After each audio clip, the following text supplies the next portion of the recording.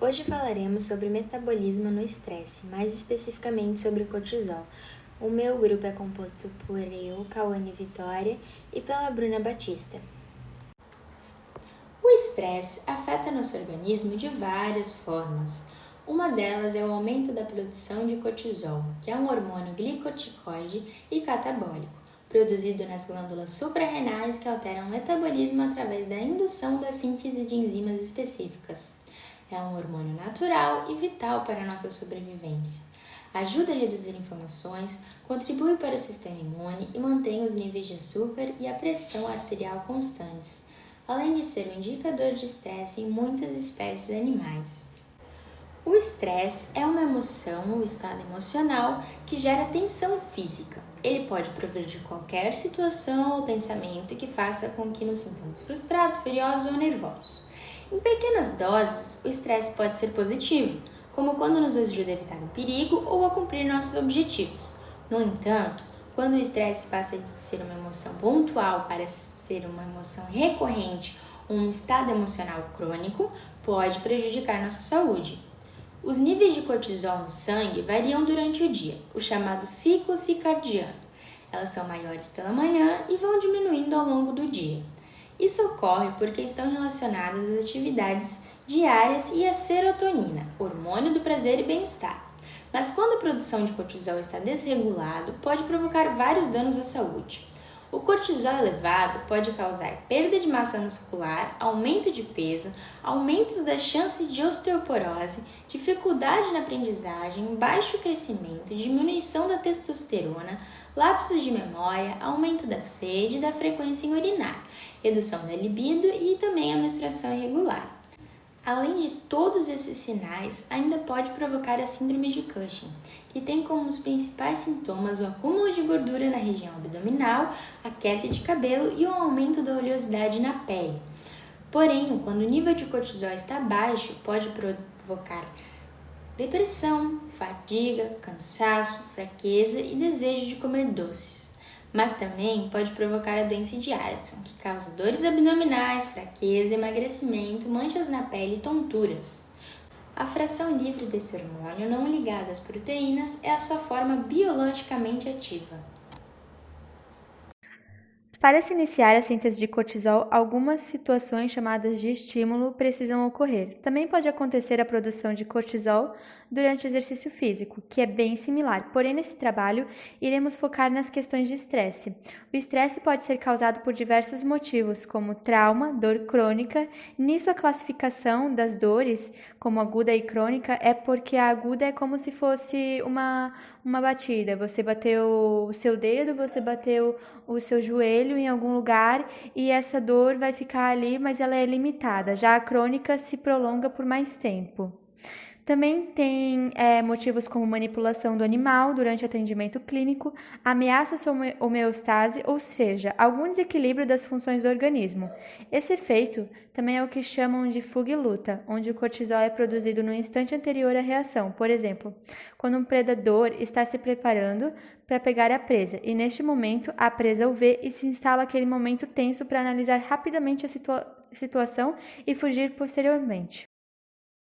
Sobre a síntese do cortisol. A reação do organismo ao estresse envolve o sistema nervoso central, endócrino e imunológico. Primeiramente, o estresse causa alterações hormonais e neurais, estimulando o eixo hipotálamo-hipófise adrenal.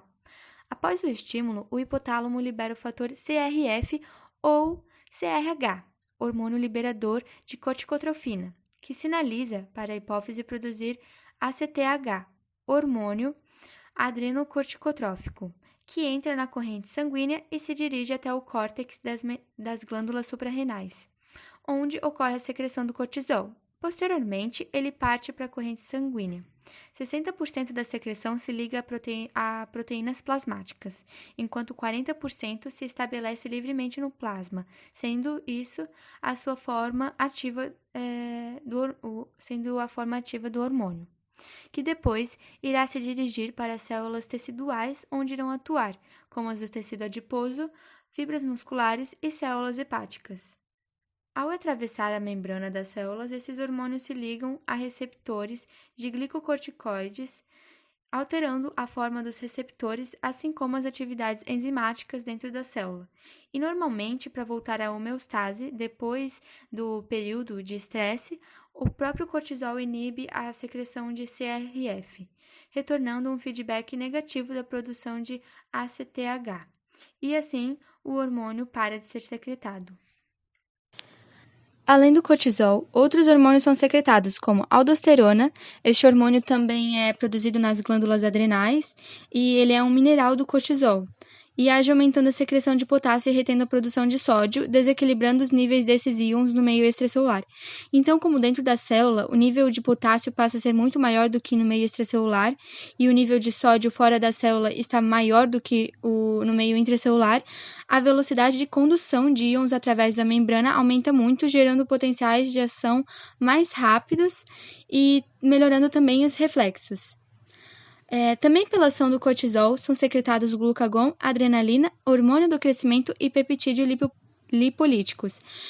Esses últimos três vão estimular mais a lipólise, o glucagon auxilia na recuperação da glicemia, assim como a adrenalina. As glândulas envolvidas na produção de cortisol são a hipófise e a suprarrenal, como falado antes também.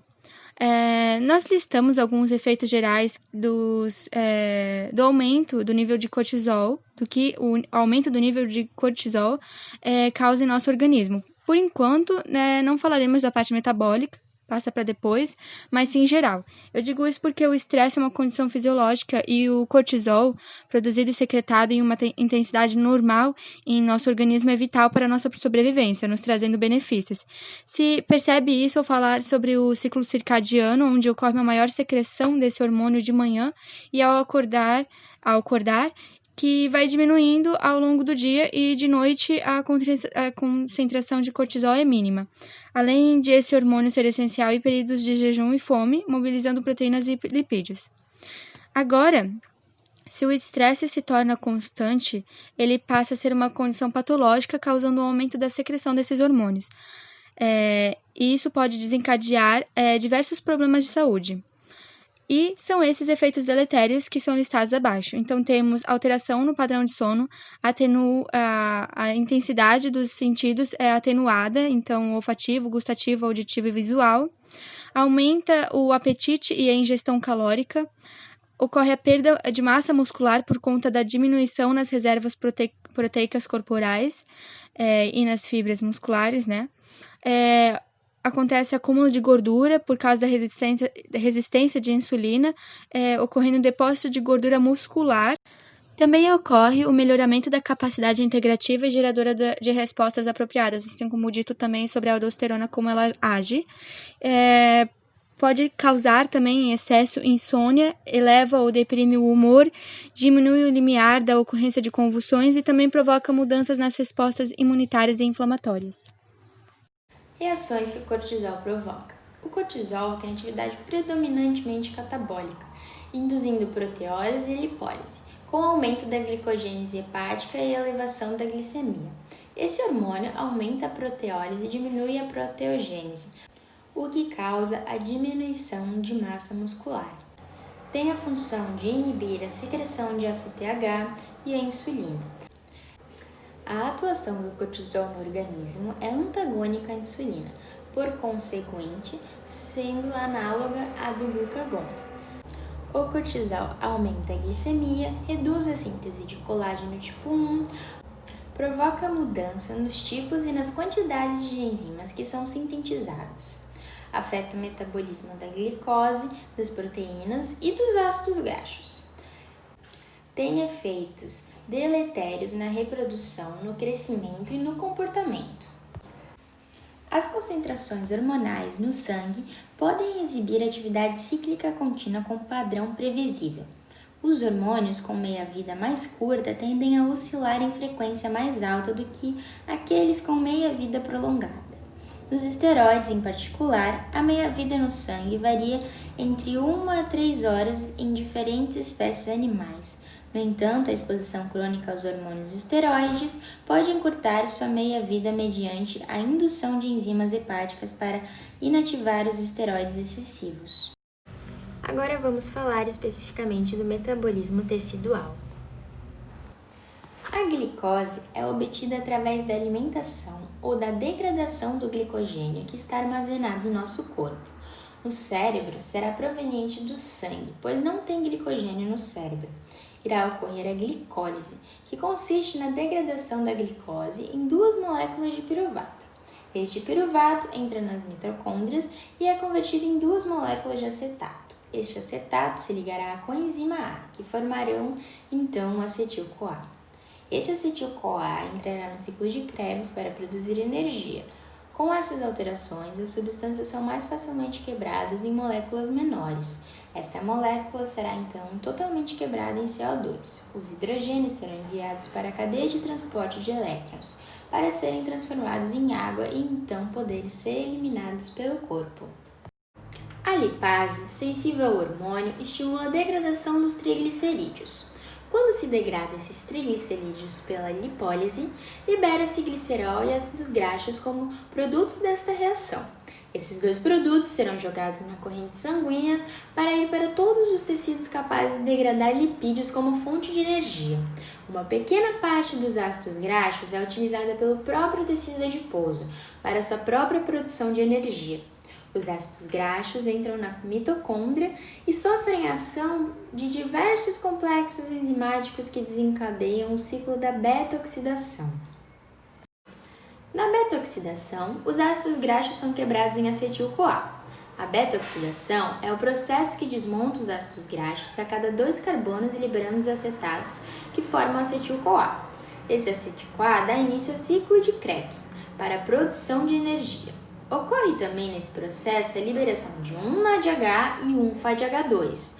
Cada acetil-CoA dá início a um ciclo de Krebs, que tem a função de eliminar os carbonos e oxigênios desse acetil-CoA, na forma de CO2, e mandar esses elétrons e hidrogênios na forma de NADH e FADH2 para a cadeia respiratória que é responsável por ativar a fosforilação oxidativa, que é a síntese de ATP.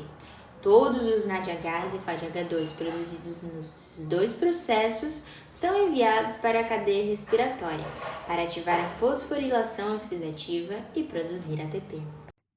Nos músculos, para que suas células possam exercer suas funções, é necessário possuir ATP, ou seja, energia. Então, os ácidos graxos provenientes da lipólise do tecido adiposo adentram nas mitocôndrias das fibras musculares, onde ocorre a beta-oxidação ou ciclos de Linen. O processo se inicia com a desmonta, através da oxidação, da cadeia carbônica dessas moléculas.